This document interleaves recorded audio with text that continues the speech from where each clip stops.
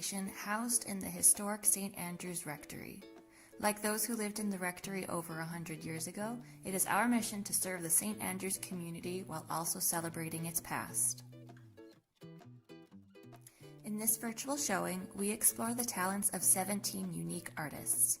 You'll see an eclectic collection of paintings, photography, and sculptural works, each as varied as the people who created them. Without further ado, here's the first part of our two-part virtual showing of the Community Art Show.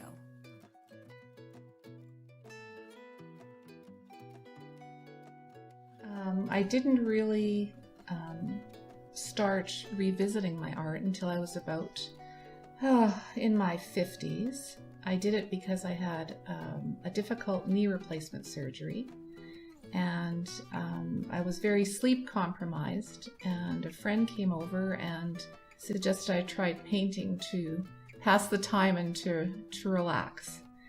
Things come to you at a point in time in life when you least expect it, and I enjoy challenging myself to see what that next blank canvas can produce. I was watching the news one day, and there was a fellow who had a huge field of sunflowers, and I guess everybody was trampling and taking pictures, and he came on the news and he kind of said, no selfies, please. So that's actually what I called that.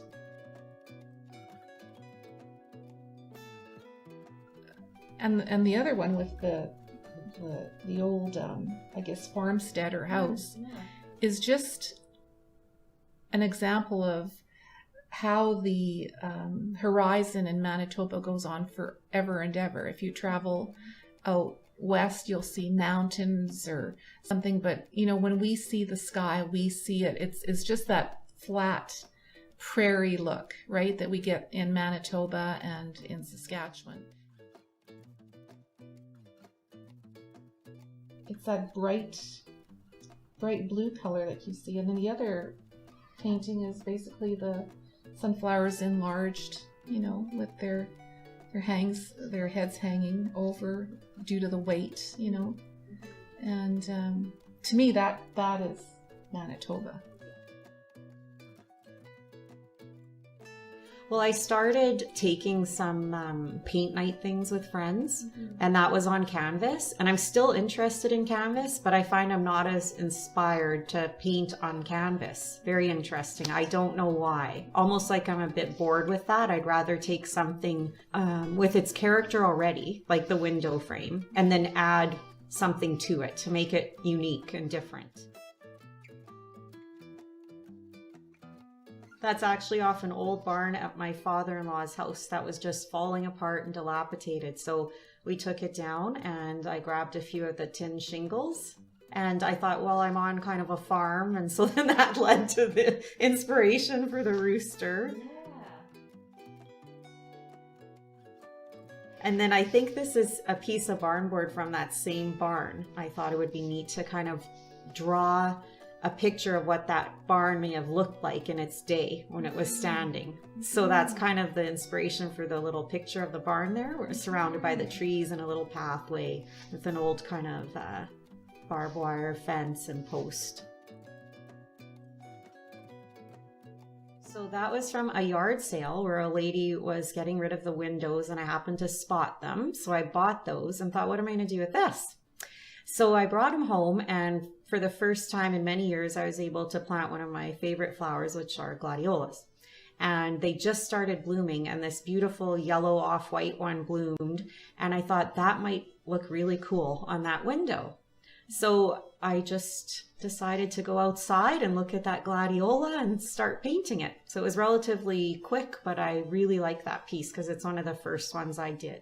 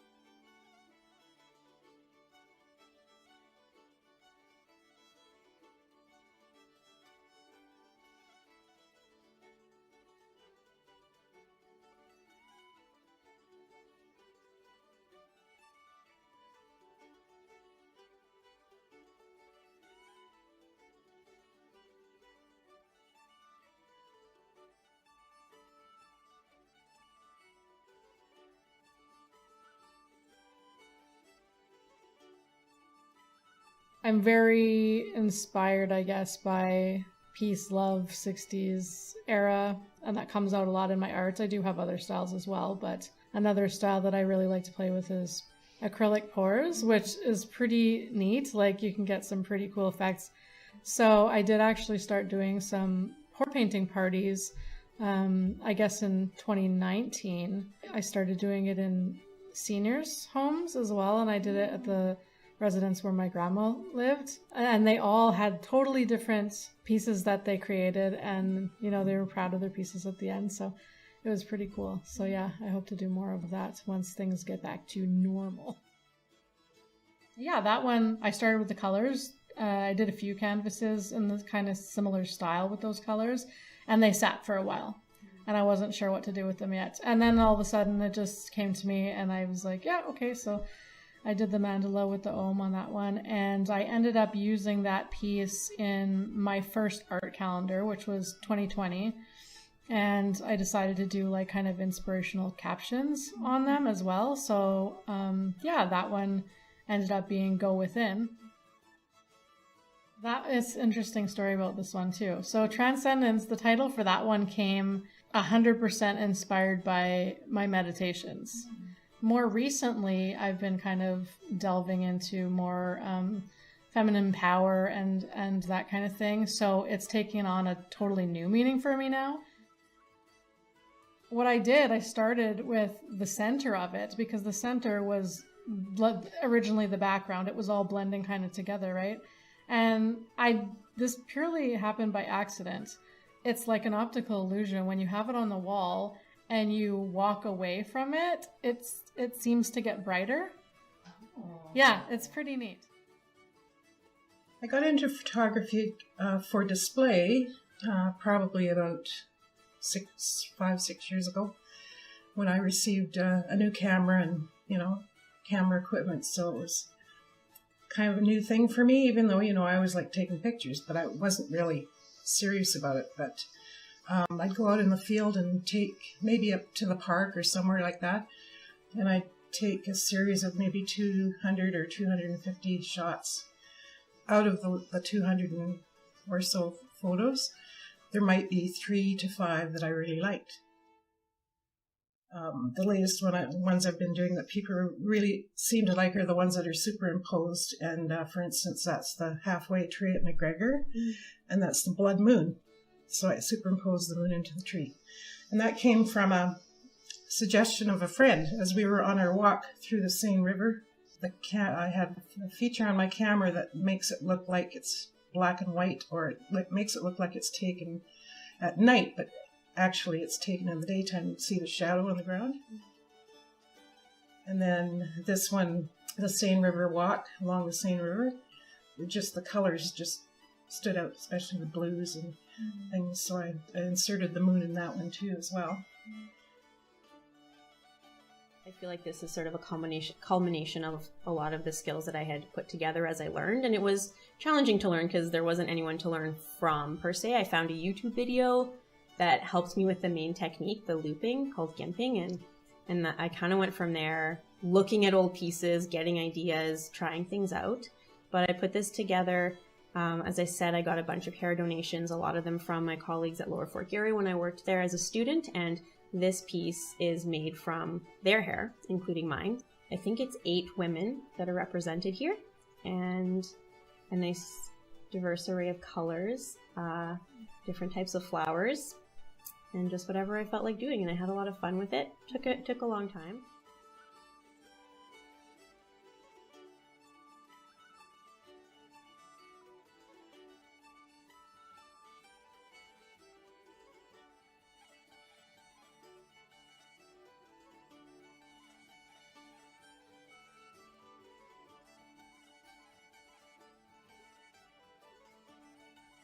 So a lot of things are like a personal connection. I have family in Fort McMurray, and they, in Fort McMurray, like a couple years ago, and even last year, they had flooding and fires, and everybody was evacuated, and it was horrible, and there was such a devastating loss of nature, and different species were pushed out of their homes, and it was traumatic for everybody involved. Most of my work right now is actually inspired by the environment.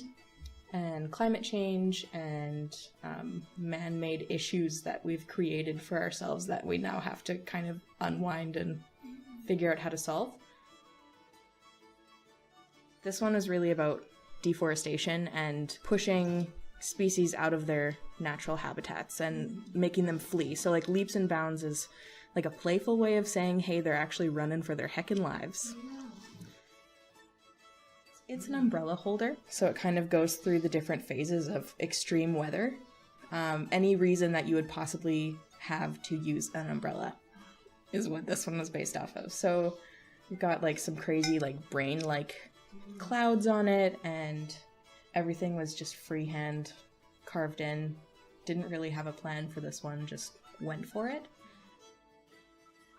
The series of work that I've come to like is urban landscapes and just your expressive landscapes, realism. And so the pieces that are in this show are a series that I've been doing for the last 4 years with watercolor. It's difficult to think about your details. So what I've done is I've put the magic together in color and utilized that so that there's not a lot of real details that you would see in a drawing, for instance. And Summer Pleasure is off of the lake. I wanted it to look like there's a bit of fog that's happening, and the creation of the colors, the blue colors, moving within the forest and giving some shadow on the lake. October Moments is a painting that, again, comes with color. Not many people see a purple tree, but there's the style with color is who I am. I love color. But when you start to look at the trees and the detail of what they are and so on, you'll be able to tell if that's a birch tree or a tree that's dying and is ready to fall over.